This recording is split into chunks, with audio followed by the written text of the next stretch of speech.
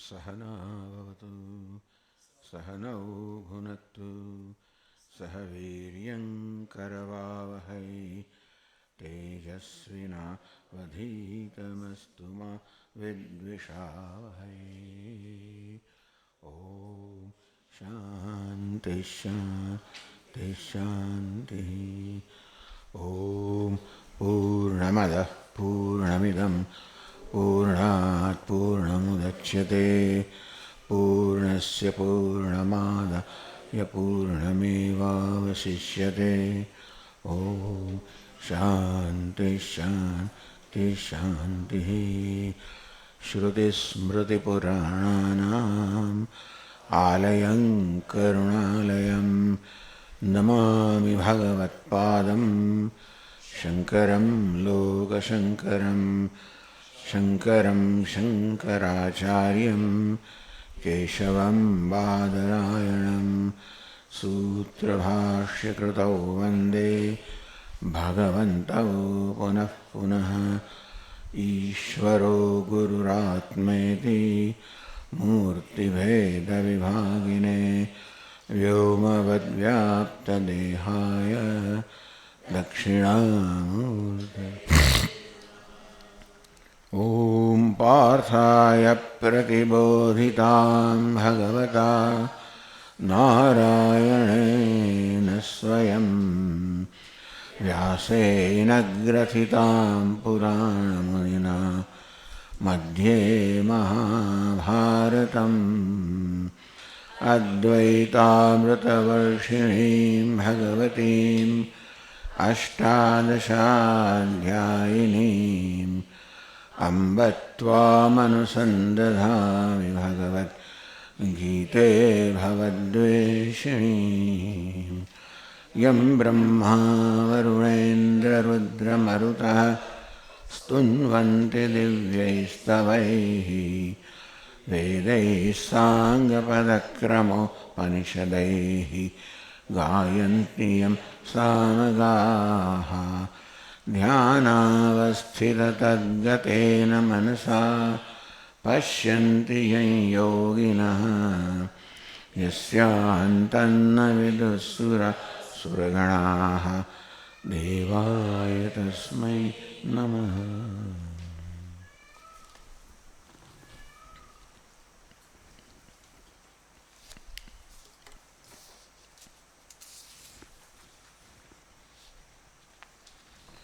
यस्त्वात्मरतिरेव स्यात् आत्मतृप्तश्च मानवः आत्मन्येव च सन्तुष्टः तस्य कार्यं न विद्यते।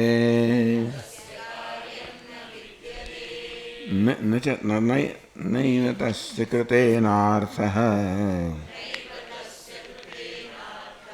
न कृतेनेह कश्चन न चास्य सर्वभूतेषु कश्चिदर्थव्यपाश्रयः।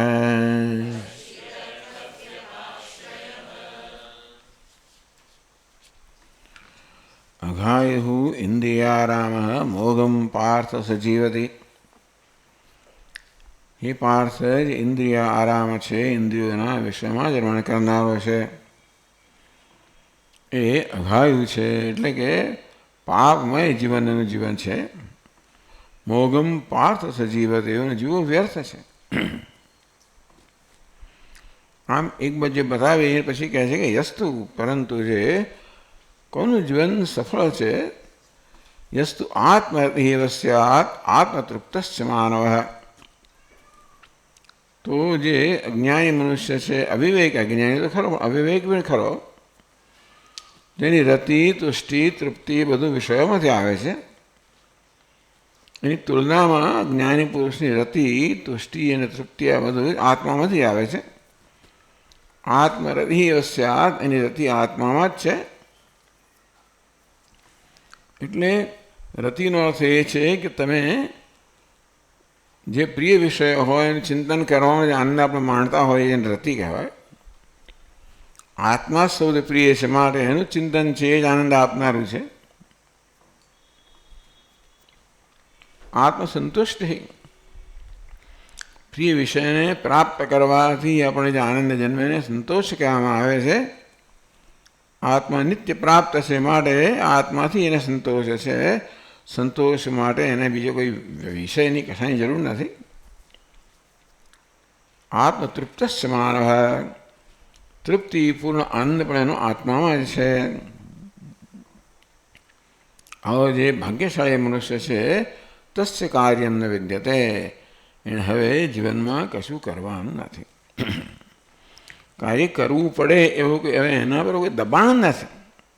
જે કરવું એ કરે જુદી વાત છે, પણ આ કરવું જ પડે. જે જ્ઞાની છે એને કારણે આંતરિક અતૃપ્તિ ધરાવનાર છે, એને કારણે અનેક ઈચ્છાઓ ધરાવનાર છે. એને તો ઈચ્છા હોય તો ઈચ્છાને પૂરી કરવા કર્મ કરવું જ પડે.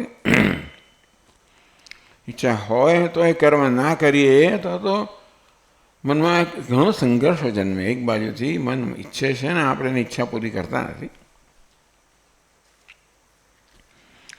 પણ જેની ઈચ્છા જ નથી એને કંઈ કરવાનું રહેતું નથી.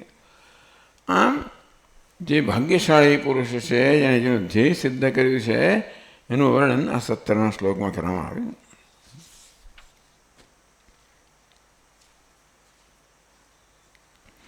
અઢારમા શ્લોકમાં કહે છે નૈવ તસ્ય કૃતેનાર્થઃ ના કૃતેનેહ કશ્ચન ન ચાસ્ય સર્વભૂતેષુ કશ્ચિદર્થવ્યપાશ્રયઃ.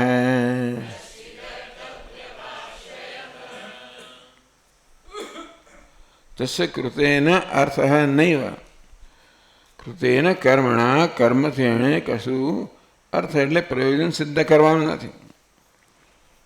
આપણે કર્મ કરતા હોઈએ તો કોઈ પ્રયોજનને, ધ્યેયને, લાભને ધ્યાનમાં રાખીને કરતા હોઈએ છીએ. એવું કોઈ પ્રયોજન જીવનમાં રહ્યું નથી, એને જીવન બધું જ પ્રાપ્ત થઈ ગયું છે. આત્મા પ્રાપ્ત થઈ ગયો છે. આત્મા પ્રાપ્ત થઈ ગયો, એને કશું પ્રાપ્ત કરવાનું રહેતું નથી. એ માટે એણે કંઈ કરવાથી હવે એણે કશું સિદ્ધ કરવાનું નથી. કર્મ કરે માટે એને કંઈ લાભ હવે મેળવવાનો નથી. અકૃતેન, કર્મ ન કરે તો કંઈ એને ગેરલાભ ખરો કે નહીં? તો કે ના, અકૃતેન એ કશ્ચન, ન કરવાથી કંઈ ગુમાવવાનું નથી, કરવાથી કંઈ પ્રાપ્ત કરવાનું નથી, ન કરવાથી કંઈ ગુમાવવાનું નથી. તદુપરાંત ન ચાસ્ય સર્વભૂતેષુ કશ્ચિદર્થવ્યપાશ્રયઃ. આ મનુષ્ય પૂર્ણ સ્વતંત્રતા ભોગવે છે. એને દુનિયાના કોઈ પણ પ્રાણી પર, જીવ પર, કશી વસ્તુ પર હવે આધાર રાખવાનો છે નહીં. આમ તો આપણે અનેક વસ્તુ પર આધાર રાખવો પડે, અનેક આપણી ઈચ્છાઓ હોય છે, અનેક પ્રયોજનો હોય છે. કે પ્રયોજન સિદ્ધ કરવા આપણે બીજા કશાની, આપણે પોતે આંતરિક અતૃપ્તિ અનુભવીએ છીએ. એનો અર્થ એ થયો કે આપણને તૃપ્તિ પ્રાપ્ત કરવા માટે, સંતોષ પ્રાપ્ત કરવા કશાની જરૂર છે? કશી વસ્તુનો અભાવથી મને અસંતોષ છે. તો પછી વસ્તુ પ્રાપ્ત કરવાની જરૂરિયાત રહે છે તો જ મને સંતોષ મળે. અને આંતરિક અસંતોષનું સ્વીકારી જ ન શકું, અને તેથી મારે કોઈ પ્રાપ્ત કરવો જ રહ્યો. મને એમ લાગે કે અમુક વસ્તુના એના અભાવને કારણે મને અસંતોષ છે, તો પછી એને પ્રાપ્ત કરવી જ નહીં. અર્થાત મારા સંતોષ માટે એ વસ્તુ પર આધારિત છે. આમ આપણે ગણવા જઈએ તો અનેક વસ્તુઓ પર આધારિત છે. એર કન્ડિશનિંગ જરૂરિયાતવાળું બની ગયું, આધારિત. તો આવી રીતે આ ના મળે સ્વામીજી અકળી જઈએ આપણે તો. અમદાવાદની ગરમી કોને કહેવાય, અને પાછો બફારો કેવો છે, કેવું છે, શું છે. ગયા વર્ષ સુધી કશું નહોતું, પણ જે હોય તે અત્યારે તો હું જ નથી સહન કરી શકતો, એટલે તમને શું કહું. એટલે આપણા પૂજ્ય સ્વામીજી પેલું કહે ને અંગ્રેજી વાક્ય, that comfort comes as a guest, lingers on to become host, and stays on to become to enslave us. Comfort comes as a guest. Comfort is સુવિધા. સુવિધા તો આવે છે મહેમાન રૂપે, ધીમે ધીમે ધીમે રોકાઈ જાય છે અને એ આપણી પછી બને છે હોસ્ટ, યજમાન બને, અને પછી છેવટે આપણી માલિક બને. આમ જેને આપણે જીવનમાં વિકાસ કહીએ છીએ એ તો વાસ્તવમાં સ્વતંત્રતા પ્રાપ્ત કરવાની જ આખી પ્રક્રિયા છે. આજથી 50 વર્ષ પહેલાં માણસ જે જીવતો હતો અને અત્યારે જે જીવીએ છીએ એને કરતાં આપણે સેંકડો વસ્તુઓ વધારે હશે, પણ એના કરતાં એટલા સ્વતંત્ર બન્યા છે એ વસ્તુઓ આપણે ચાલે પણ નહીં. આમ જેને આપણે પ્રોગ્રેસ કહીએ, વિકાસ કહીએ તો સ્વતંત્રતાનો વિકાસ છે. નચા સ્વતંત્રતા કોને કહેવાય? નચા સર્વભૂતેષુ કશ્ચિદ અર્થ વ્યપાશ્રય. કોઈ ભૂત કહો, પ્રાણી કહો, વસ્તુ કહો, એને માટે પોતાનું પ્રયોજન સિદ્ધ કરવા માટે એને કોઈ પણ પ્રકારનો આધાર નથી. જીવનમાં કોઈ પ્રયોજન રહ્યું નથી, કોઈ જરૂરિયાત રહી નથી. પ્રજહાતિ યદા કામાન સર્વાન પાર્થ મનોગતાન. જ્ઞાની પુરુષ માટે, સ્થિત પ્રજ્ઞા માટે કહેવામાં આવે કે હે પાર્થ, મનમાં રહેલી બધી કામનાઓ જ્યારે વિદાય લઈ લે છે, એટલે કે કામનાને એવું સ્થાન રહ્યું નથી, આંતરિક અસંતોષમાંથી કામના જન્મતી હોય છે, એ રહ્યું નથી, એટલે કામનાને કોઈ સ્થાન નથી. કામના હોય તો પછી કશાક પર આશ્રિત હોવ, એ કામના પૂરી કરનાર જે હોય એના પર આધારિત હોવ, અને કોઈ આધાર નથી, આશ્રય નથી, કોઈ સ્વતંત્રતા નથી. એટલે ભાષ્યકારે કહ્યું નૈવ તસ્ય પરમાત્મરતે કૃતેન કર્મણા અર્થ પ્રયોજનમસ્તિ. નૈવ તસ્ય કૃતેન અર્થ. તસ્ય એટલે મહાપુરુષ કોણ છે? પરમાત્મરતે, જે પરમાત્મામાં જ રતિ ધરાવનાર છે એવો આ જ્ઞાની પુરુષ છે. એને કોઈ કર્મમાં હવે કોઈ પ્રયોજન થયું નથી, એને કંઈ કરવાની જરૂરિયાત નથી. કારણ કે કર્મ આપણે કરીએ તો કશી જરૂરિયાત પૂરી કરવા આપણે કરતા હોઈએ છીએ. કર્મ કરવા ખાતે તો કોઈ કર્મ ના કરે, કર્મ કરીએ છે ને માટે કશીક જરૂરિયાત પૂરી કરવા માટે. કોઈ જરૂરિયાત નથી અને માટે એણે કોઈ કર્મ કરવાનું કારણ રહ્યું નથી. અસ્તુ તર્હિ આકૃતેન અકર્ણેન પ્રત્યવાયાખ્ય અનર્થ. ચાલો ભાઈ, કર્મ કરવાથી એણે કોઈ પ્રયોજન સિદ્ધ કરવાનું નથી, પણ કર્મ ના કરે તો એને કશા કોઈ રહેવું પડે કે નહીં? રહી જવું પડે ને. એટલે કે અથવા તો ન કંઈ કરે તો પછી અનર્થ. એટલે બે વસ્તુ માટે કર્મ કરવાનું હોય, જે અપ્રાપ્તને પ્રાપ્ત કરવાનું અને પ્રાપ્તને છોડવાનું પણ જરૂરી હોય છે. જે વસ્તુ આપણી પાસે છે એ દુઃખનું કારણ હોય તો એને છોડવી પડે, એ માટે કર્મ કરવું પડે. જે સુખનું સાધન છે એને પ્રાપ્ત કરવા કર્મ કરવું પડે, એ દુઃખનું સાધન છે એને છોડવા કર્મ કરવું પડે. પણ તમે દુઃખ થતું હોય ને કશું ના કરો તો પછી દુઃખ તો ચાલુ જ રહે. તો આ જ્ઞાની પુરુષ ધારો કે એને સુખની જરૂર નથી, તો સુખ પ્રાપ્ત કરવા કશું ન કરવું પડતું હોય તો દુઃખ દૂર કરો તો કંઈ કરવું પડે કે નહીં? અસ્તુ તર્હિ અકૃતેન અકર્ણેન પ્રત્યવાયાખ્ય. અને બીજી વસ્તુ એ પણ કહી કે વૈદિક સમાજમાં દરેકને કોઈને કોઈ પ્રકારની કર્તવ્ય કે ફરજ હતી,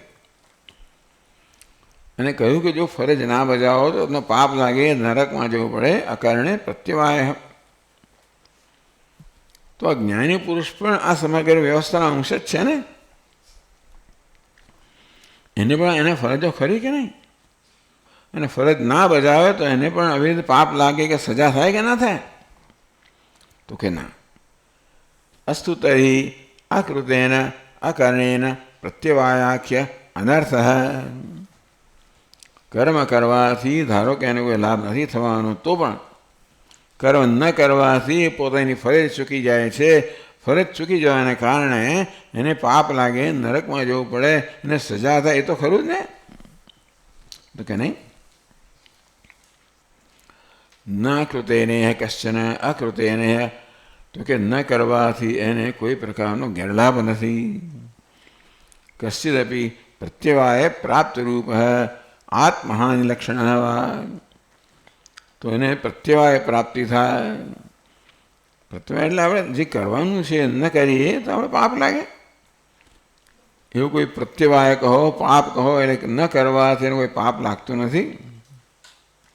આત્મહાનિ લક્ષણ, મોટે ભાગે આપણે કંઈ કરતા હોઈએ તો શાસ્ત્ર કહે છે તો ઠીક છે, આપણે કરીએ કારણ કે આપણને કોઈ લાભની જરૂર છે માટે કરીએ, અથવા કોઈ ગેરલાભમાંથી બચવા માટે કરીએ. સામાન્ય રીતે શાસ્ત્ર આપણને એ પ્રકારનો જ આદેશ કે માર્ગદર્શન આપતું હોય છે કે જેથી આપણને આપણી જરૂરિયાત પૂરી થાય, અથવા તો આપણે અનર્થથી બચી જઈએ. તો અનર્થ પ્રત્યવાય પ્રાપ્ત રૂપ અનર્થ આત્મહાનિ, ને કંઈ ગુમાવવું તો પડે કે નહીં, તો કે ના, એ પણ ન કરવાથી કંઈ ગુમાવવાનું પણ નથી. કેમ? કારણ કે સ્વયં તૃપ્ત છે ને. આત્મનેવ આત્મના સંતુષ્ટ, આત્માથી પોતે પોતાની તૃપ્ત છે. અર્થાત પોતાની તૃપ્તિ માટે, તુષ્ટિ માટે, કશાય માટે એને કંઈ જરૂરિયાત જ નથી, અને માટે એને કરવું જ જોઈએ એવું કંઈ નથી, કે પછી ન કરવું કે ન જ કરવું જોઈએ એવું કોઈ બંધન નથી. એટલે એને આત્મહાનિ લક્ષણો વા નહીં વસ્તી પ્રત્યવાય, એને કંઈક આત્મહાનિ, પોતાની હાનિ થાય કંઈક ન કરવાથી, એવું પણ કશું નથી. આપણે કર્મ કરીએ શેને માટે? જેથી આપણને આત્મલાભ થાય, અથવા આપણે આત્મહાનિમાંથી મુક્ત, ન આત્મહાનિમાંથી બચીએ. ક્યાં તો લાભ પ્રાપ્ત કરીએ કે હાનિમાંથી બચીએ, બેમાંથી એક પ્રયોજનથી આપણે કર્મ કરીએ, એને કોઈ લાભ મેળવવાનો નથી કે હાનિ પણ થવાની નથી. આપણે કોને આત્મા કહીએ છીએ એના પર આધાર રાખે છે ને. દેહને કે ઉપાધિને આત્મા કહેતા હોઈએ તો એ તો વિચારો અતૃપ્ત છે, અને અત્યંત મર્યાદિત છે, અલ્પ છે. અલ્પ એને કહેવાય કે જેમાં વૃદ્ધિની બધી સંભાવના છે, અને તેથી આપણે વૃદ્ધિ માટે અમે તત્પર હોઈએ જ છીએ. અલ્પ એટલે મર્યાદિત છે, એમાંથી જવાની સંભાવના, એને પણ આપણે બચાવવું પડે. કોઈ અલ્પતા જ્યારે ન રહી હોય ત્યારે પછી એને કોઈ પ્રકારની જરૂરિયાત નથી, કર્મ કરવું જ જોઈએ, નાશ કરવું જોઈએ, એવી કોઈ પરતંત્રતા નથી. આ ભગવાન સ્વતંત્રતાનું વર્ણન કરે છે વૈદિક કર્મના સંદર્ભમાં. મોક્ષનું, મુક્તિનું, સ્વતંત્રતાનું વર્ણન ભિન્ન ભિન્ન થતો હોય છે. એ કર્મના સંદર્ભમાં એ વર્ણન કરવામાં આવે છે કે ભાઈ મુક્તિ કોને કહેવાય? કર્મના, કારણ કે આ કર્મયોગનું પ્રકરણ છે. અર્જુન માટે પણ કર્મ કહો, કર્તવ્ય કહો, એ મુખ્ય વસ્તુ છે. એના સંદર્ભમાં કહે છે કે અર્જુન કર્મ કરવા નથી માંગતો, આવું થા પછી ના કહીશ તો બરાબર છે. આવું જે મનુષ્ય છે ને એ કર્મ ના કરે તો વાંધો નથી, તું પણ આ પ્રકારનો થા તો તારે કર્મ નહીં કરવું પડે. એટલે અર્જુનની ઈચ્છા છે એ પૂરી કરવાનો માર્ગ ભગવાન બતાવે છે. અત્યારે તું જેવો છે તો રહીને તારી ફરજને ત્યાગ એ બરોબર નથી. ફરજનો ત્યાગ કોણ કરી શકે? જેણે આ પ્રકારની સિદ્ધિ પ્રાપ્ત કરી હોય. જેણે ન કરી હોય એને તો કરવું પડે. હવે ભાષ્યમાં આવે કહે છે નચાસ સર્વભૂતેષુ બ્રહ્માદિસ્થાવરાંતેષુ ભૂતેષુ કશ્ચિદર્થવ્યપાશ્રયઃ પ્રયોજન નિમિત્ત ક્રિયાસાધ્યઃ વ્યપાશ્રયઃ વ્યપાશ્રયણમ.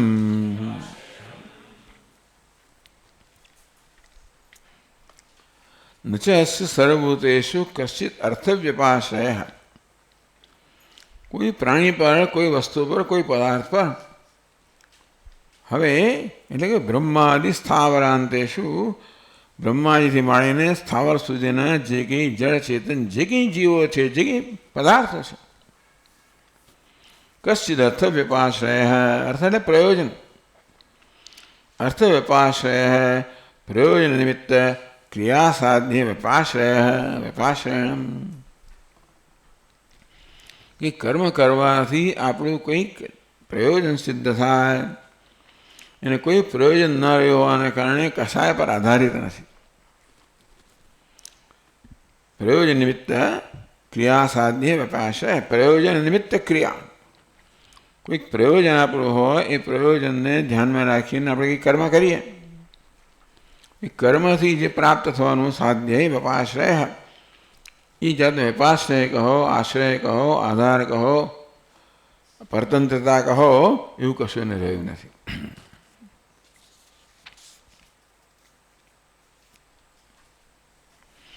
કે છે ભાષ્યકાર આગળ, કંચિત ભૂત વિશેષમાશ્રિત્ય ન સાધ્ય કશ્ચિદર્થોસ્તિ येन तदर्था क्रिया अनुष्ठेया स्यात्. कंचित भूत विशेषम आश्रित्य कश्चित अर्थ व्यपाश्रय, व्यपाय पुल्लिंग છે, મારે કશ્ચિત થયું. આ ભૂત વિશેષમ નપુંસક લિંગ છે, માટે કંચિત વિશેષણ છે ને, કંચિત ભૂત વિશેષમ, કોઈ વિશેષ ભૂત કહો, પ્રાણી કહો, પદાર્થ કહો, એનો આશ્રય, આશ્રિત્ય, એનો આશ્રય લઈને કશું એને સિદ્ધ કરવાનું રહ્યું નથી.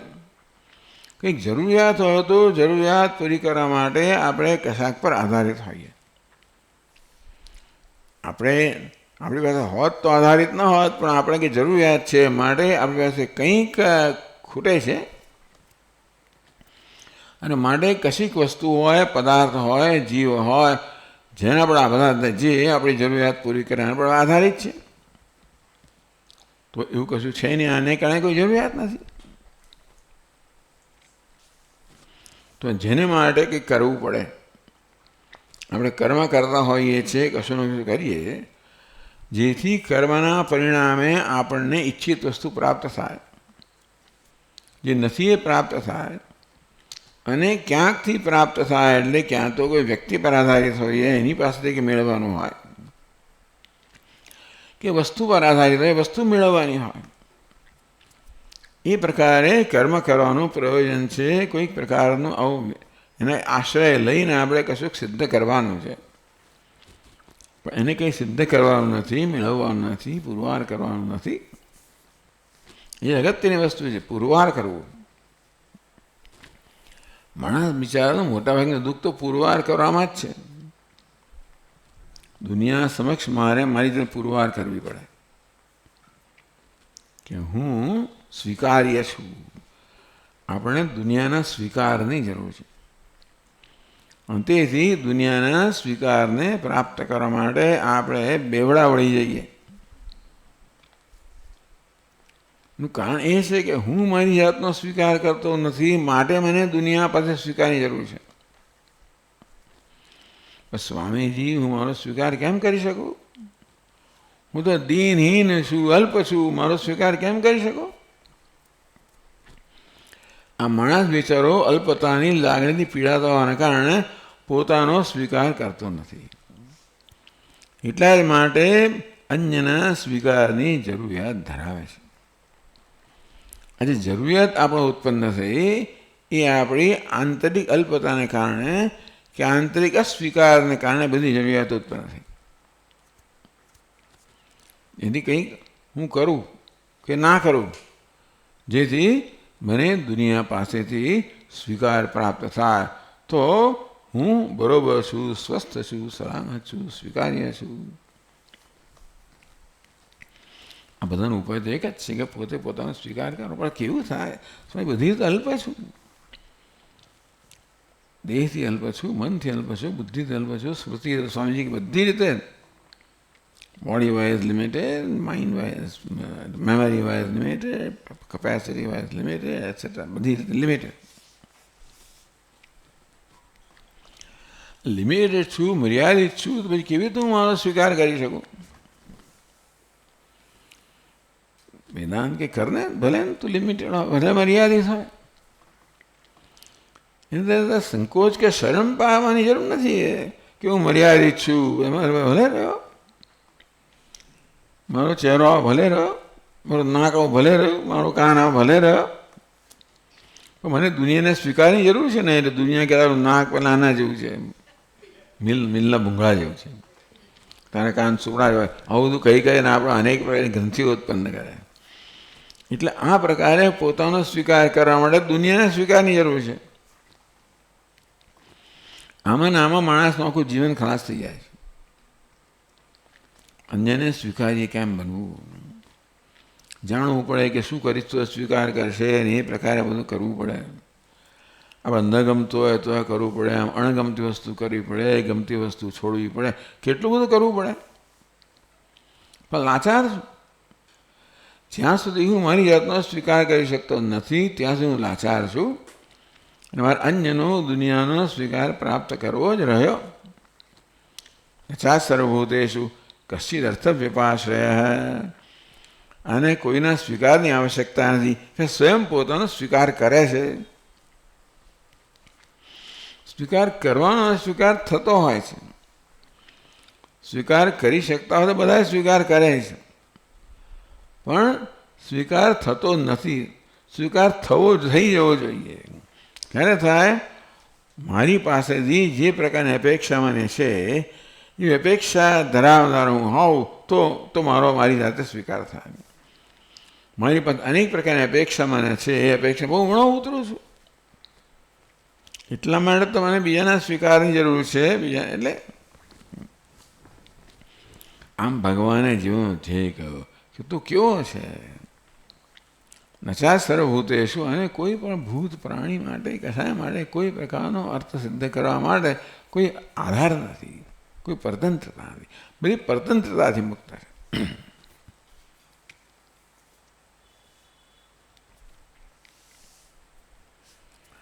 આમ કહીને પાછી ભગવાન એક મોટું શું કહેવાય એને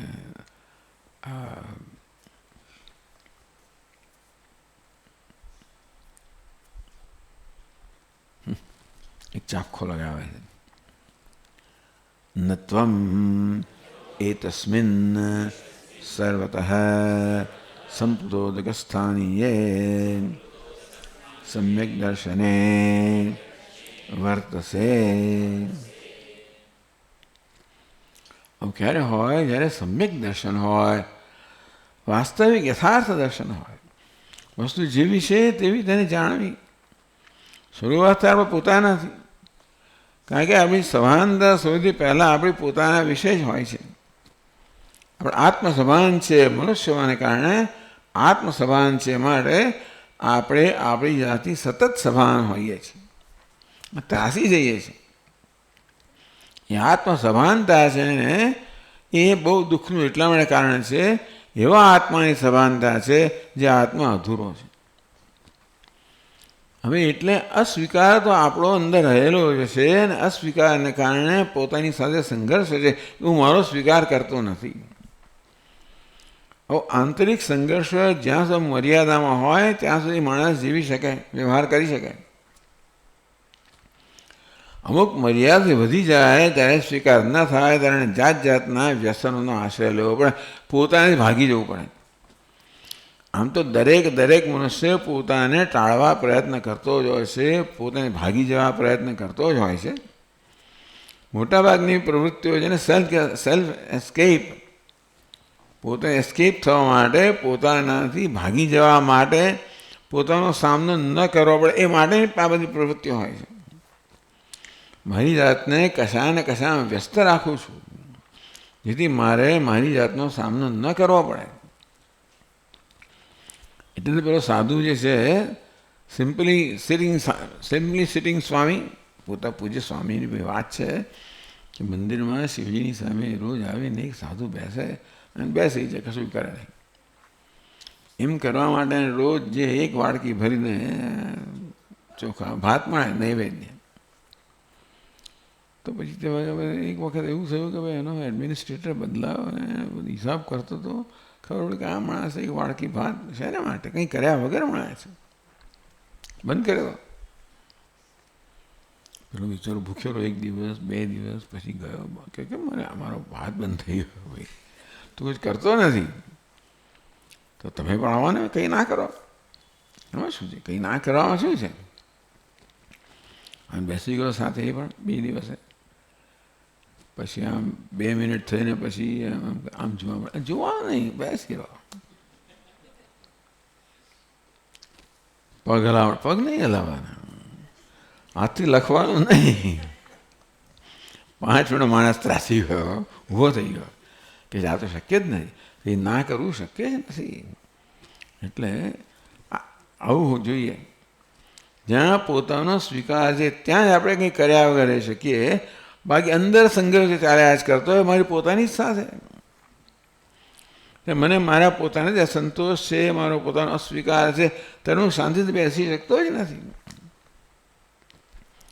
અંતેથી કોઈ ને કોઈ પ્રકારની પ્રવૃત્તિમાં મારે મારી જાતને જોડેલી રાખવી જ પડે. તો આ જોનું જે આ પ્રકારે બતાવે છે કે જેને આ રીતે પોતાની જાતને ટાળવાની કોઈ જરૂર નથી, જેણે પોતાની જાતથી ભાગવાની જરૂર નથી. કારણ કે જ્યાં પોતાની જાતનો પૂર્ણ સ્વીકાર છે, એનો તો એ નથી કે એનું શરીર બદલાઈ ગયું, એનું વ્યક્તિત્વ બધું એનું એ જ છે. એનું વ્યક્તિત્વ, શરીર, મન, બુદ્ધિ બધું મર્યાદિત જ છે. એવો ખાસ ફેર નહીં પડે હોય તો પણ એ સ્વસ્થ છે.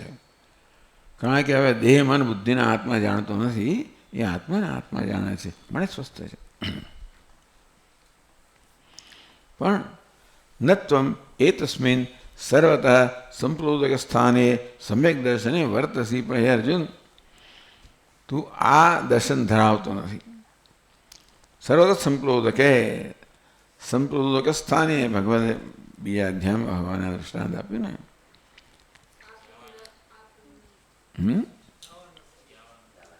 યાવાન સ્તુતપાને સર્વતઃ સંપ્લોદકે તાવાન સર્વેષુ વેદેષુ બ્રાહ્મણસ્ય વિજાનતઃ. યાવન ઉદપાને નાના નાના બધા કૂવામાંથી જે સિદ્ધ થતો હોય એ જ્યારે નદીમાં પૂર આવે ત્યારે બધું સિદ્ધ થઈ જાય. તેવી રીતે આત્મજ્ઞાન પ્રાપ્ત થવાથી બધી બધી નાની નાની ઈચ્છા બધી પૂરી થઈ જાય. એ પ્રકારના દર્શનમાં, આત્મદર્શનમાં જે નિષ્ઠ નક્કી કરવાનું નથી. ન તો એ તસ્મિન સર્વતઃ સંપ્લોદક સ્થાનીય સમ્યક દર્શને વર્ત. પણ અર્જુન, તું આ પ્રકારના આત્માના દર્શનમાં કે સર્વતઃ સંપ્લોદક સ્થાનીય, ચારે બાજુથી પૂર આવ્યું હોય અને કોઈ વસ્તુની જ્યાં કોઈ પ્રકારની જ્યાં ખોટ નથી, આમ આનંદનો પૂર્ણતાનો પૂર તારા હૃદયમાં આવ્યું હોય, ક્યાંય કે ભાઈ કોઈ જાતની અછત નથી, ખોટ નથી, અને તો પછી કંઈ કરવાની જરૂર નથી. કમનસીબે અર્જુન તો હજી એ દર્શનમાં સ્થિત નથી. નહીંતર પછી આ પહેલાંનો શ્લોકના વચ્ચે કોઈ સંબંધ જ ના દેખાય ને. આ 2 શ્લોકમાં ભગવાને પૂર્ણ પુરુષની, મહાપુરુષની વાત કરી, જે આત્મનિષ્ઠ છે, સર્વે રીતે સંતુષ્ટ છે, આત્મનિવ આત્મના તુષ્ટ. અને અહીંયા અર્જુનને કર્મ કરવાનું કહે છે, એટલે 2 સંબંધ શું? આગળ ભગવાને જ્ઞાની પુરુષનું વર્ણન કર્યું અને તેથી તું કર્મ કર. એટલે એ શું? તસ્માત, એટલે આ પછીનો શ્લોક છે ને, તસ્માત તે કારણથી તું કર્મ કર. પેલો જ્ઞાની પુરુષ છે એ હંમેશા પોતાનામાં આત્મામાં નિષ્ઠ છે, એને કંઈ કરવાની જરૂર નથી, માટે તું કર્મ કર. એટલે આ તસ્માત એ કઈ જાતનો સંબંધ છે? એટલે ભાષ્યકારે કહ્યું, નત્વમ એતસ્મિન સર્વતઃ સંપ્લોદક સ્થાનીય સમ્યક દર્શને વર્ત. આ વાક્ય ભગવાન ભાષ્યકારે ઉમેર્યું, હે અર્જુન, તું આ દર્શનમાં સ્થિત નથી, તેના દર્શન પ્રાપ્ત થયું નથી, તેના આત્માનું જ્ઞાન પ્રાપ્ત થયું નથી, જેને કારણે તું સર્વ સંતુષ્ટ હોય એવા આત્માનું જ્ઞાન તેને પ્રાપ્ત થયું નથી. માટે તું તો કર્મ કર. એટલે આ વાક્ય છે એ આગળના શ્લોકને ને આ અત્યારના શ્લોકને જોડનારો છે. આગળ કહે છે યત એવમ તસ્માદિતિ. પછીનો શ્લોક તસ્માત તે કારણથી. આગળ જ્ઞાની પુરુષનું વર્ણન તે કારણ છે. કયું કારણ? આગળના 2 શ્લોકમાં વર્ણન કરવામાં આવ્યું કે જ્ઞાની કે કરવાનું નથી એને તે કારણથી. કારણ કે તું જ્ઞાની નથી, તું આ પ્રકારનું દર્શન ધરાવતો નથી, અને આ દર્શન ધરાવવા માટે તારે કર્મ કરવું જોઈએ. યત એવમ તસ્માત આવું હોવાને કારણે તેથી કેવું યત એવું આવું છે એટલે શું છે? હે અર્જુન, તું આ સર્વતઃ સંપ્રોદક સ્થાનીય છે, એટલે કે ચારે બાજુએ ભરપૂર જે દર્શન છે એ તારામાં નથી. એને માટે તસ્માદસક્ત સતતમ કાર્યમ કર્મ સમાચર અસક્તો હ્યાચરન કર્મ પરમાપ્નોતિ પુરુષઃ.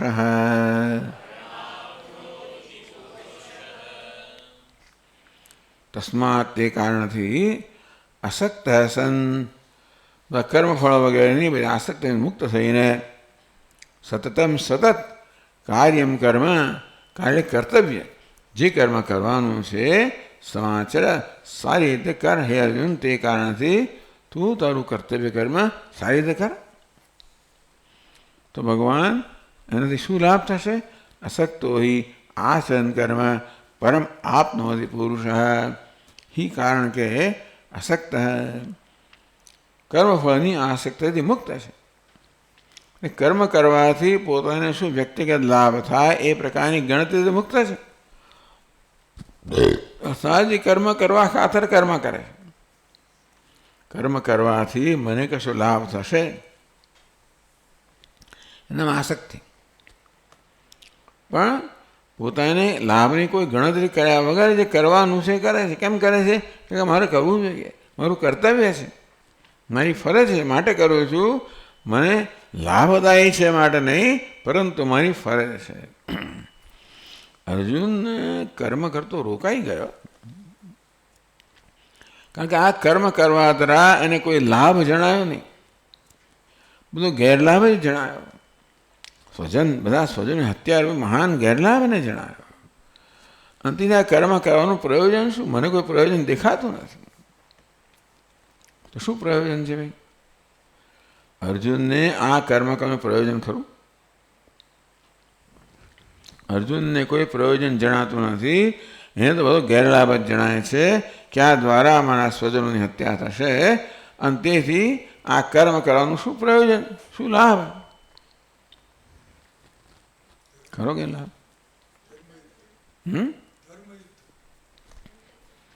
કર્તવ્ય છે, ધર્મ કહો, કર્તવ્ય કહો, એમાં શું લાભ? ધર્મનું પાલન કરીએ, કર્તવ્યનું પાલન કરીએ તો શું લાભ થાય? અંતઃકરણ શુદ્ધિ, પછી મોક્ષ. બરોબર છે. એટલે જેના જીવનનું ધ્યેય જ્યાં ભૌતિક ધ્યેય હોય, સાંસારિક ધ્યેય હોય, વ્યવહારિક ધ્યેય હોય, ત્યાં આ વસ્તુ કામ નથી લાગતી. એ બધા ધ્યેય પ્રત્યેની આસક્તિથી મુક્ત થયા હોઈએ,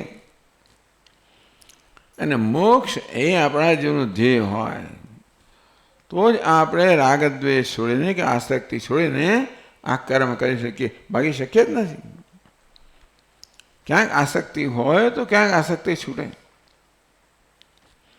મોક્ષ અર્થાત આત્મામાં આસક્તિ છે, ભગવાનમાં આસક્તિ છે, એ કારણે ધર્મમાં આસક્તિ છે. ક્યાંક આસક્તિ જોઈએ. ભગવાન ભલે આસક્તિ છોડવાનું કહેતા હોય, દુન્યવી વસ્તુઓમાં આસક્તિ છોડવાનું કહે છે. કશીક આસક્તિ વગર માણસ જીવી ના શકે. આસક્તિ જ છે પ્રેરક બળ છે. ખરેખર જીવનમાં આસક્તિ જ પ્રેરક બળ છે. ક્યાંક તો આસક્તિ જોઈએ જ. તો અર્જુન તને ધર્મમાં આસક્તિ હોય, કર્તવ્યમાં આસક્તિ હોય, એ આસક્તિ જ વાસ્તવમાં કર્મ કરવાનો પ્રેરક બળ છે. એ મને પ્રેરણા આપે, એ મને વાસ્તવમાં બળ આપે.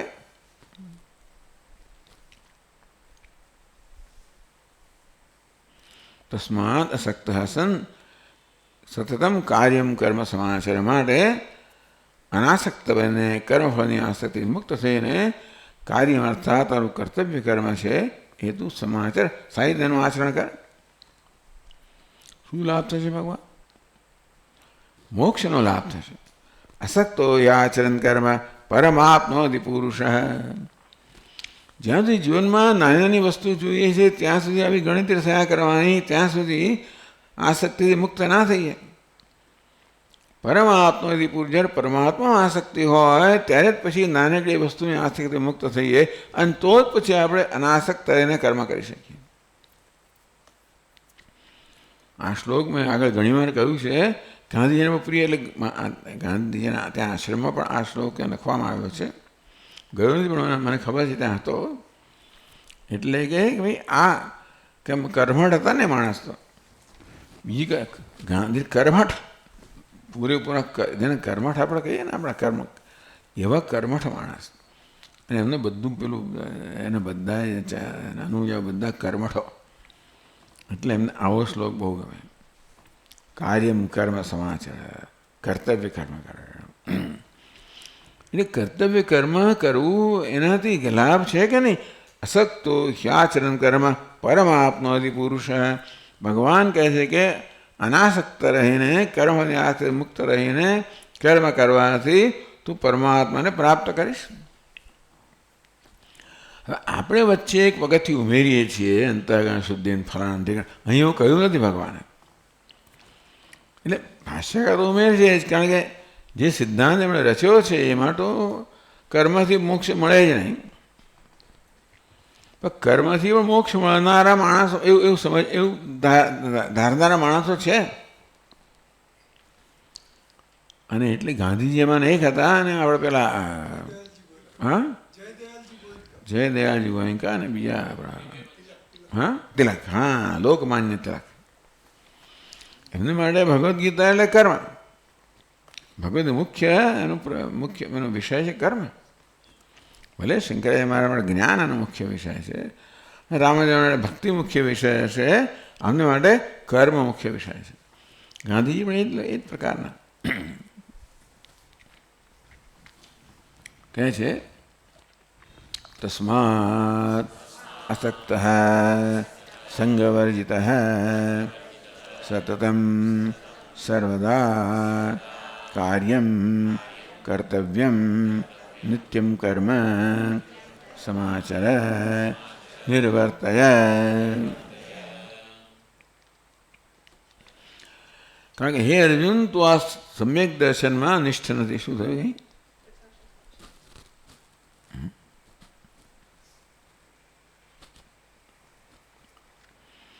આ સમ્યક દર્શન જેને પ્રાપ્ત કર્યું છે એ જ મુક્ત થાય છે. હે અર્જુન, તું આ સમ્યક દર્શનમાં અત્યારે નિષ્ઠ નથી. આ સમ્યક દર્શન ધરાવતો નથી.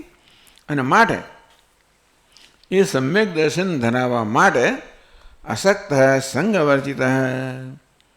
એટલે ભગવાન અનાસક્તિને મુખ્ય સાધન ગણે છે. અસક્ત કહો, અનાસક્ત કહો, અનાસક્તિ કહો, એને મુખ્ય સાધન માને છે જીવનની ઉન્નતિનું, આધ્યાત્મિક ઉન્નતિનું. આ શાસ્ત્ર એને માટે જ છે. શાસ્ત્ર ભૌતિક ઉન્નતિ માટે નથી. ભલે ભગવદ્ ગીતાના આપણે ઘણો બીજો અર્થઘટન કરીએ, મેનેજમેન્ટ વગેરે વગેરે, પણ ભગવદ્ ગીતા તો મોક્ષ શાસ્ત્ર છે. એટલે એનું પ્રયોજન છે આંતરિક આધ્યાત્મિક ઉન્નતિ કરવી. એવું છે. માટે અસક્ત સંગવર્જિત સતમ, એટલે આધ્યાત્મિક ઉન્નતિનું મુખ્ય સાધન કયું? અનાસક્તિ. જીવનના બધા ભૌતિક ધ્યેય કે ભૌતિક સાધનો પ્રત્યે અનાસક્તિ. કે આ બધા સાધનો કહો, મને એમાં કોઈ એની જરૂરિયાત નથી. મને જોઈએ છે આપી શકવા એ સક્ષમ નથી, સમર્થ નથી. મને જોઈએ છે અંતરમાંથી પ્રાપ્ત કરવાનું છે, બહારથી પ્રાપ્ત કરવાનું નથી.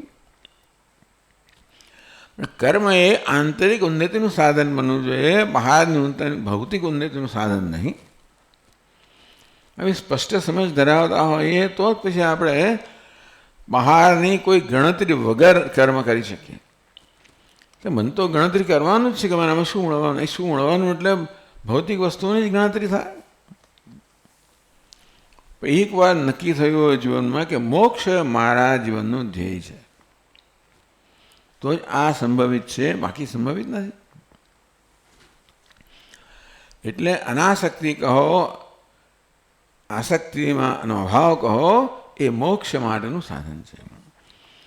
જીવનમાં આપણે ભૌતિક વસ્તુઓ મેળવવાની આસક્તિ જોઈએ. આ બધો ઉપદેશ આપણે બધાને ના કરી શકીએ. અત્યારના યુવાનો હોય બિચારાને જીવન શરૂ કરવાનું એમ ના કે અનાસક્ત રહો, અનાસક્ત રહો, કારણ કે એ સમજે નહીં એ લોકો. વાત તો સાચી જ છે કોઈ પણ સ્તરે છતાં કર્મવાળી અનાસક્ત રહો એટલે મને કરવાનું શું, એનું કોઈ પ્રકારનું પ્રેરક બળ રહે જ નહીં. કર્મફળ ના મળે તો શું કરવાનું, ત્યારે મને એમાં શું મળવાનું છે. મને વ્યક્તિગત શું ના મળવાનું હોય તો વ્યક્તિગત મારો લાભ એ પ્રેરક બળ છે ને, ઇન્સેન્ટિવ જેને કહેવાય. કશું કરવાનો ઇન્સેન્ટિવ જોઈએ, પ્રેરક બળ જોઈએ. એટલે ભગવાન ઇન્સેન્ટિવની મેનેજમેન્ટની વાત, સેલ્ફ મેનેજમેન્ટની વાત કરે છે. અને છેવટે તો ભૌતિક મેનેજમેન્ટ માટે પણ પહેલાં, કારણ કે આપણે લોકો ભૂલી જાય છે કે આપણે કશું પણ કરતા વ્યવહાર કરતા હોઈએ તો એમાં બે અંશ હોય છે. દુનિયા તો હોય જ છે અને એનું તો મેનેજમેન્ટ કરવાનું છે આપણે. એની પહેલાં હું હોઉં છું, પણ હુંનું મેનેજમેન્ટ કરવાનું છે. આ વસ્તુ કોઈને ધ્યાનમાં નથી આવતી. સેલ્ફ મેનેજમેન્ટ પહેલાં આવવી જોઈએ અને ત્યાર પછી તમે બીજું મેનેજ કરી શકો. સેલ્ફ એટલે આ પોતાનું જ મેનેજમેન્ટ ના થતું હોય, કામ હોય, ક્રોધ હોય, લોભ હોય, આ બધું હોય. એટલે મારા વર્તનમાં કોઈ ઠેકાણું જ ના હોય ને. એટલે આ માણસ કેમ વર્તશે કહી જ ના શકાય. એટલે જ્યારે મારું પોતાનું અહીંયા મેનેજમેન્ટ થતું નથી, મારો પોતાનો સંયમ નથી, મારો પોતાનો કેવી રીતે વ્યવહાર કરવો, આ મારી પોતાની જાતને સંભળાવી શકતો ન હોવો તો દુનિયાને ક્યાંથી સંભળાવી શકવાના છે. એટલે ભગવદ્ ગીતા કહો, વેદાંત શાસ્ત્ર કહો, એ મુખ્યત્વે સેલ્ફ મેનેજમેન્ટ, આત્મ સંચાલન, સારો સેલ્ફ મેનેજમેન્ટ, પોતાનું મેનેજમેન્ટ જોઈએ. એટલે અસક્ત સંગ વર્જિત. એટલે મોક્ષ માટે જે સિદ્ધાંત લાગુ પડે છે ખરેખર તો વ્યાવહારિક જીવન માટે પણ લાગુ પડે છે, પણ એ પરોક્ષ રીતે લાગુ પડે છે. એનું સીધું આપણને લાભ દેખાતો નથી. આ પ્રકારે કર્મ કરવાથી આંતરિક લાભ થાય અને તેથી તમને સુખ મળે. સુખ આંતરિક વસ્તુ છે, પણ કારણ કે દુનિયા સુખ હંમેશા બહારના પદાર્થોમાં જુએ છે. ધન સંપત્તિ સત્તા પ્રતિષ્ઠામાં જ માનવી સફળતા જુએ છે. એ રીતે જ હંમેશા પોતાના કર્મને મૂલવે છે. જ્યારે ભગવાન કહેવા માગે છે કે ભાઈ ત્યાં સફળતા નથી, સફળતા તો આમાં છે, તારા પોતાનામાં છે. આંતરિક સુખ પ્રાપ્ત થાય જ્યારે તો અંતઃકરણ શુદ્ધિ પ્રાપ્ત કરે. એને સુખ જોઈએ છે ને. પેલા સાધનો સુખ આપે છે એવો તારો ભ્રમ છે. સુખ તો આત્માનો ધર્મ છે, ત્યાંથી જ પ્રાપ્ત કરવાનું છે. બસ સ્વામીજી, આત્માનો ધર્મ સુખ હોય તો મને દુઃખ કેમ થાય છે? કારણ કે સુખ પ્રાપ્ત કરવા માટે અંતઃકરણ જે છે એને તૈયાર કરવું પડે. આત્મા આનંદ સ્વરૂપ છે ખરો, ભાઈ આનંદનો અનુભવ કરવાનો અંતઃકરણ જોઈએ, મન જોઈએ. ભલે અંશે એ મન જો વિકૃત હોય તો આનંદ આપણને દુઃખમાં પરિણમે. આનંદ સ્વરૂપ આત્મા જ દુઃખનું કારણ બની જાય જો મન વિકૃત હોય તો. એટલા માટે મનને પહેલાં આવી રીતે શુદ્ધ કરવાનું, મનને ઘડવાનું. એટલા માટે હે અર્જુન, મનને ઘણો રીત છે અનાસક્તિ. એટલે આસક્તિ એટલે પરતંત્ર મુક્ત થાય. બીજી વસ્તુ મળે પરતન ના રહીશ. તને સ્વતંત્રતા જોઈએ છે, પરતંત્રતા માર્ગે સ્વતંત્રતા ના મળે. માટે સંગ વર્જિત બધા સંગથી, આસક્તિથી, પરતંત્રતાથી, માંગણીથી મુક્ત થઈને સતમ સર્વદા કાર્યમ કર્તવ્ય કર્મ સમાચાર નિર્વર્ત. અહીંયા બહાર છે કાર્યમ કર્મ, કર્તવ્ય કર્મ પર. એ કર્તવ્ય કર્મ એટલે કર્તવ્ય એટલે કરવું જોઈએ તે કર્મ, એટલે કે સંગ વર્જિત.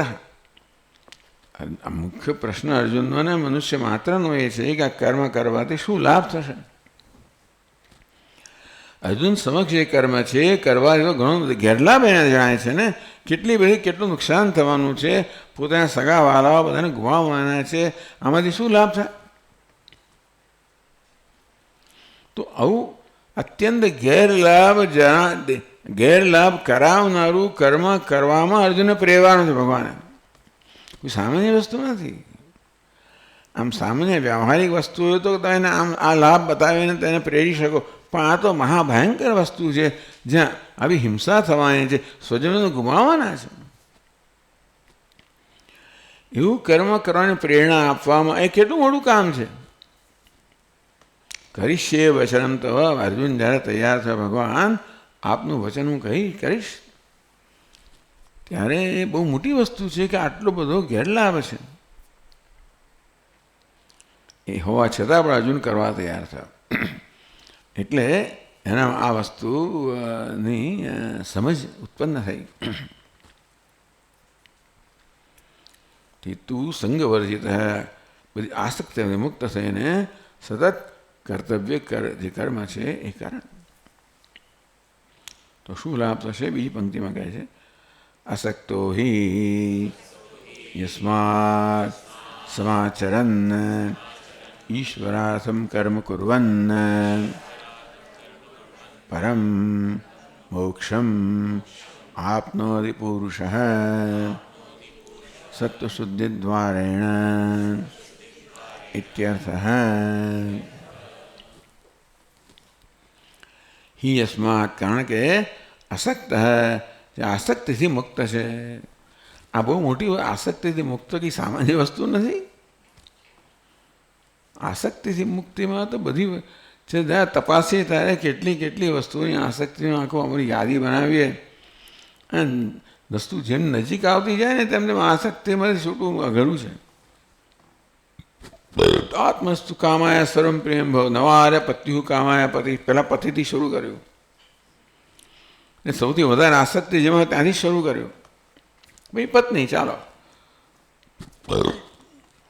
અને તેથી એ આસક્તિથી મુક્ત થવું કોઈ ક્યારે હોય? જ્યારે આપણને ઉત્કૃષ્ટ ધ્યેય છે એ માટેની સમજ હોય અને એ માટેનું મૂલ્ય હોય. એ ઉત્કૃષ્ટ ધ્યેય છે એનું મૂલ્ય હોય તો જ આ જે મૂલ્યવાન વસ્તુઓ આપણને ધીમે ધીમે ઓછા મૂલ્યની જણાય. એ જ વસ્તુ આપણે ત્યાગી શકીએ. મૂલ્યવાન વધારે મૂલ્યવાન, ઓછી મૂલ્યહીન નથી કહેતો, ઓછું મૂલ્યવાન. આપણને ઓછું મૂલ્યવાન જણાય તો જ આપણે ત્યાગી શકીએ. બાકી ભગવાન કે તોય ત્યાગ ન કરી શકીએ. ભગવાન મૂલ્ય બતાવે છે. કયું મૂલ્ય છે? તો કે મોક્ષમ આપનોતિ પર પુરુષ, પરમ આપનોતિ પુરુષ. પરમ કહો, મોક્ષ પ્રાપ્ત કરે એ પ્રકારની સમજ હોય કે આ સર્વોત્કૃષ્ટ ધ્યેય છે. કર્મ એવા સર્વોત્કૃષ્ટ ધ્યેયની પ્રાપ્તિનું સાધન બની શકે. ચાલો હવે સત્વશુદ્ધિ દ્વારા આપણે ભાષ્યકારનો એમનો અભિપ્રાય સ્વીકારીશું. પણ એટલે મેં કહ્યું, કર્મઠ લોકો તો એમ જ માને છે કે બધું થઈ જ જશે, કર્મ જ તમારા પર એ કરતાં બધી વસ્તુઓ તમને મળશે.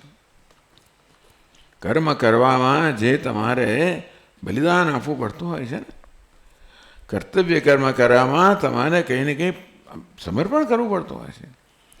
આત્મસમર્પણ કર્યા વગર તમે કોઈ ઉત્કૃષ્ટ વસ્તુ કરી જ ના શકો. એ આત્મસમર્પણ છે તમને બધું પ્રાપ્ત કરાવશે. ચાલો એમ કહો કે પછી સત્વશુદ્ધિ દ્વારા આત્મસમર્પણ કરવા માટે આસક્તિ, જે આ બધી મૂલ્યવાન વસ્તુઓ જેને માનીએ છીએ એની આસક્તિ છોડવી જ પડે. એટલે જ અશુદ્ધિ છોડવી પડે. અશુદ્ધિ છે એ આસક્તિના રૂપમાં હોય છે. અસક્તો યસ્માત સમાચરન ઈશ્વરાર્થમ કર્મ કુર્વન. એ ભાષ્યકારે આ કહ્યું, સમ્યક આ કર્મને સારી રીતે કરવું એટલે શું? ઈશ્વરાર્થમ કુર્વન, ઈશ્વરને પ્રસન્ન કરવા માટે. અહંકારને પ્રસન્ન કરવા માટે નહીં, પરંતુ ઈશ્વરને પ્રસન્ન કરવા માટે કર્મ કરો. તો પરમ મોક્ષમાં આપનોથી પુરુષ, તો મોક્ષ પ્રાપ્ત થશે. એટલે જીવનમાં ઈશ્વરને લાવવો. હવે બ્રિંગિંગ ઈશ્વર ઇન ટુ વન્સ લાઈફ. આ રીતે ઈશ્વરને આપણે લાવી શકીએ. ટૂંકમાં આ ભક્તિનો માર્ગ થયો ને. ભક્તિ એટલે ઈશ્વરને સમર્પિત કરવું. અહીંયા કર્મ ઈશ્વરને, કર્મફળ ઈશ્વરને સમર્પિત કરવાનું. કર્મ સમર્પિત કરવું એટલે કર્મફળ સમર્પિત કરવું. આ રીતે અહીંયા ભાષ્યકારે ઈશ્વરાર્થમ એવું પોતાના પક્ષે કહ્યું. ભગવાને સીધે સીધું કહ્યું નથી. ઈશ્વરાર્થમ કર્મ કુર્વન, ઈશ્વરાર્થમ ઈશ્વરને પ્રસન્ન કરવા માટે કર્મ કરતાં કરતાં પરમાત્માથી પરમ મોક્ષમાં આપનોથી પુરુષ. પૂ દીર્ઘ છે, એમ તો પુરુષ શબ્દ પૂ રસ્વ છે, પણ છંદ માટે ભગવાને પૂ દીર્ઘ કર્યો છે. પરમાત્મા પુરુષ ના થાય, પુરુષ. સત્વ શુદ્ધિ દ્વારેણ ભગવાને કહ્યું કે અંતઃકરણ શુદ્ધિ દ્વારા. જેમ જેમ ઈશ્વરના કર્મ પોતે અંતઃકરણ શુદ્ધિ કરશે. કર્મમાં જેમ જેમ આપણે આસક્તિથી મુક્ત થતા જઈએ, કે ઈશ્વરને અર્પણ કરવામાં જેમ જેમ જન્મતી જાય તેમને મેં કહ્યું ને કે અશુદ્ધિ સ્વાર્થ રૂપી અશુદ્ધિ જ છે. તો ક્યાં તો આપણે અહંકારને સમર્પિત કરીએ એનું નામ સ્વાર્થ છે, કે પછી ઈશ્વરને સમર્પિત કરીએ એનું નામ નિસ્વાર્થતા. કર્મ ક્યાંક તો સમર્પિત કરવાનું જ છે. પરમાત્માથી મોક્ષમાં આપનોથી પુરુષ સત્વશુદ્ધિ દ્વારેણ સત્વશુદ્ધિ દ્વારા.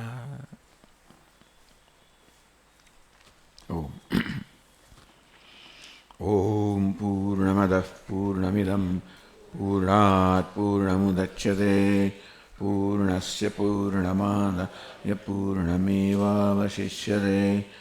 ઓમ શાંતિ શાંતિ શાંતિ. શંકરં શંકરાચાર્યં કેશવં બાદરાયણં સૂત્રભાષ્યકૃતૌ વંદે ભગવन्तौ પુનઃ પુનઃ. ઈશ્વરો ગુરુરાત્મેતિ મૂર્તિભેદવિભાગિને વ્યોમવદ્વ્યાપ્તદેહાય દક્ષિણામૂર્તયે. ઓમ શાંતિ શાંતિ શાંતિ. હરિ ઓમ. શ્રી ગુરુભ્યો નમઃ. હરિ ઓમ.